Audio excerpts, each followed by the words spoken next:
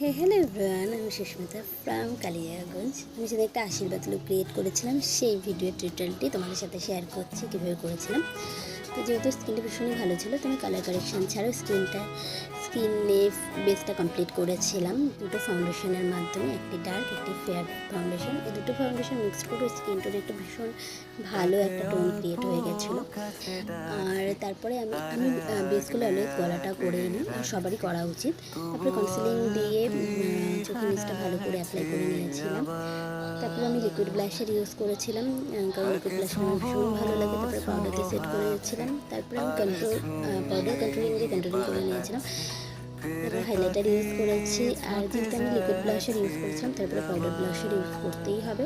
Powder blusher হালকা করে use করে নিয়েছিলাম।